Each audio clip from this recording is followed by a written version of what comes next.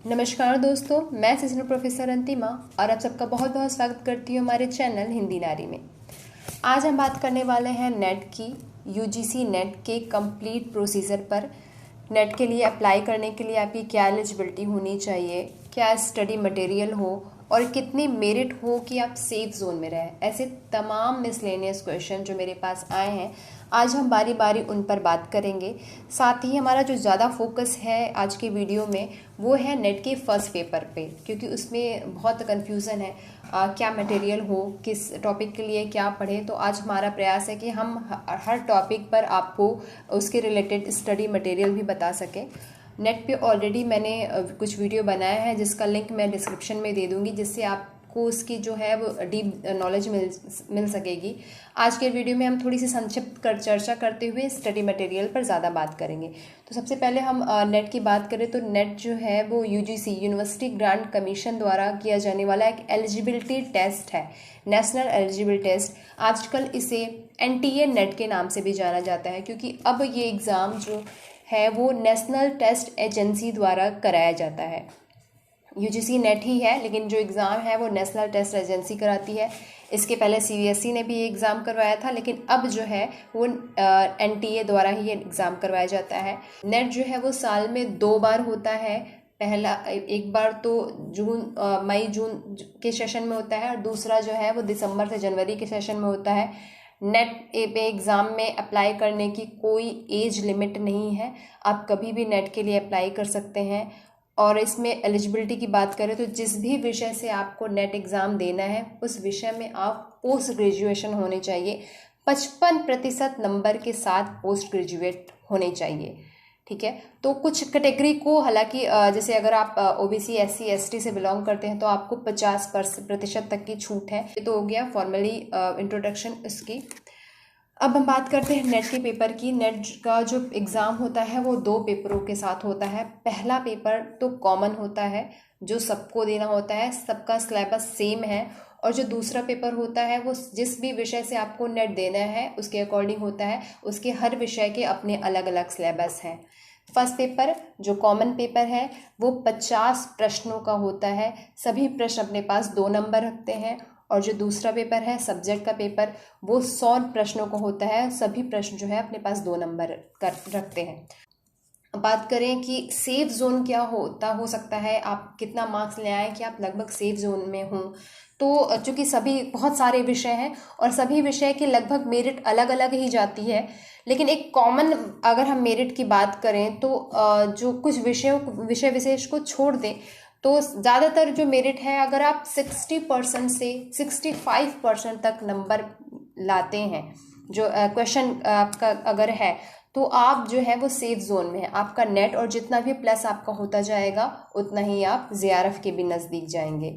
और अगर हम पेपर के ईच पेपर के हिसाब से बात करें तो फर्स्ट पेपर जो 50 प्रश्न का होता है उसमें लगभग आपको 35 प्लस प्रश्न आपके सही होने चाहिए।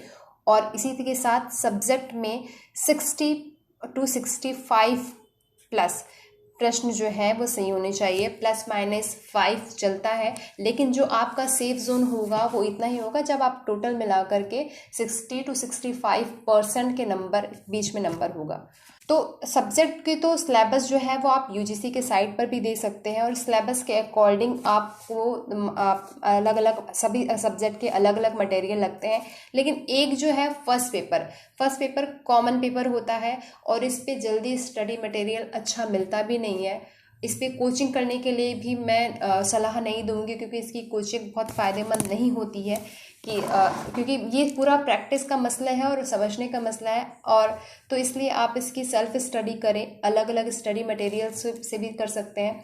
सबसे पहले इसके सिलेबस को हम देखें तो जो फर्स्ट पेपर होता है वो पूरे 10 यूनिट में डिवाइडेड होता है। सभी यूनिट से लगभग अगर हम देखें तो सामान्यतः जो है वो 5 प्रश्न लगभग सभी यूनिट से आता ही है। तो 10 यूनिट से में आपको देखना है। बात करें तो जो पहला जो यूनिट है वो है टीचिंग एप्टीट्यूड का, दूसरा यूनिट है अनुसंधान का, तीसरा रीडिंग कम्प्रीहेंशन का होता है, और जो चौथा है कम्युनिकेशन का है, पांचवा मैथ का है, छठवां है लॉजिकल, और 7वां है डाटा इंटरप्रिटेशन DI का, 8वां है ICT इंफॉर्मेशन एंड कम्युनिकेशन का, 9वां है इकोलॉजी और 10वां है उच्च शिक्षा प्रणाली। इन 10 यूनिट में जो है वो पूरा का पूरा सिलेबस डिवाइड है। अब इन 10 यूनिट्स को आपको देखना है क्योंकि सभी से प्रश्न आते ही हैं, आप कोई यूनिट छोड़ नहीं सकते हैं। लेकिन चूंकि जैसे कि हमने कहा कि आपको 35+ नंबर लाने हैं, तो और पूरे के पूरी यूनिट आपके 10 हैं, तो इसमें से जो भी यूनिट आपको ने बिल्कुल भी नहीं छुआ है, जो यूनिट सबसे ज़्यादा टफ लग रहा है, तो मेरी एडवाइस तो यही होगी कि उस पर बहुत ज़्यादा मेहनत करने से अच्छा है कि आप वो यूनिट छोड़ दें, क्योंकि 5 ही नंबर आपका लॉस होगा। उस 5 नंबर के पीछे आप बहुत सारा मेहनत करने से तो बच जाएंगे। तो जो ऐसी 1-2 यूनिट होगी जिसको आप बिल्कुल छोड़ सकते हैं, लेकिन आपको बाकी यूनिट में पूरा का पूरा नंबर लाना है।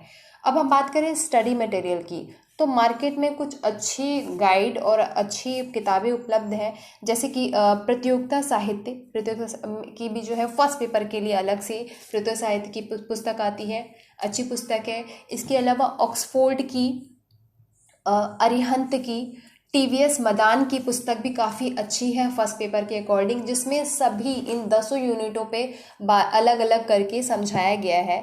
अब इसमें से जो कुछ यूनिट जो होती है जो टफ होती है, जो जिसपे कुछ यूनिट ऐसी है जिस पे आपको ज़्यादा ध्यान देना है, जैसे कि हम बात कर लें मैथ की और जो लॉजिकल रीजनिंग क्वेश्चन आते हैं उसकी, और डाटा इंटरप्रिटेशन की।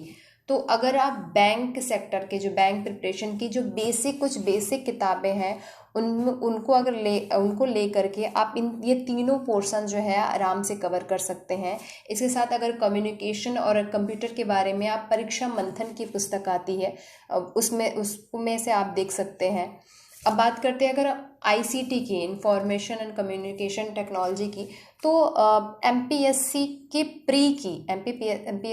प्री की दर्पण नाम से एक पुस्तक सीरीज आती है, निर्माण IAS द्वारा निकाली गई है, उसको आप देख सकते हैं डीप स्टडी के लिए। हालांकि अगर आपने प्रतियोगिता साहित्य, ऑक्सफोर्ड, उपकार या फिर अरिहंत, TS मदान में से कोई भी पुस्तक को लेकर अगर आप डीप पढ़ रहे हैं तो ये सफिशियंट है। लेकिन अगर आप फिर भी और ज़्यादा डीप स्टडी करना चाहते हैं तो आप परीक्षा मंथन और ये बैंक की कुछ बेसिक किताबें और MPSC की प्री की जो दर्पण की पुस्तक आते हैं, इनके साथ भी आप जा सकते हैं।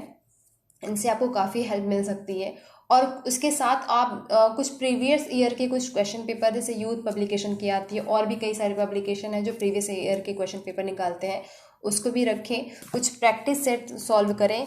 तो मुझे लगता है इतना मटेरियल जो है वो सफिशियंट होगा आपका केवल फर्स्ट पेपर के लिए, क्योंकि फर्स्ट पेपर को हम इग्नोर नहीं कर सकते। फर्स्ट पेपर बहुत इंपॉर्टेंट रोल अदा करता है उसमें आपको 35+ क्वेश्चन आने ही हैं, और हम कभी फर्स्ट पेपर पढ़े नहीं होते हैं, तो ये हमारे लिए बिल्कुल नया है और सबके लिए ये उतना ही नया होता है। तो यहाँ आप बिल्कुल सबको बराबर का कंपटीशन दे सकते हैं। तो ये कुछ स्टडी मटेरियल है जो आपको फर्स्ट पेपर के लिए बेनिफिट कर सकता है। तो मुझे लगता है फर्स्ट पेपर के लिए काफ़ी यूज़फुल रहेगा ये सारा मटेरियल। आपके और भी कोई क्वेश्चन आते हैं फर्स्ट पेपर से रिलेटेड, तो वो भी आप मुझे बताएं, मुझे मेल कर दें, कमेंट में सेक्शन में पूछें, मैं उस पर ज़रूर पूछूंगी। बाकायदा हम उस पर रिसर्च करते हैं और खुद ही नहीं, मैं बाकी लोगों से भी पूछ करके रिसर्च करके आपके प्रश्नों का जवाब देती हूँ। इसके साथ सब्जेक्ट के लिए हम बारी बारी एक्सपर्ट से बात कर रहे हैं। सबके जो जिन विषयों के हमें अच्छे एक्सपर्ट मिल रहे हैं, हम उनसे भी बात करते रहें। आप अपने क्वेश्चन, अपने मेल हमें करते रहें अपने अपने विषय से रिलेटेड, हम उन सभी प्रश्नों का भी साथ साथ में जवाब देते रहेंगे। आज की वीडियो में बस इतना ही, शुक्रिया।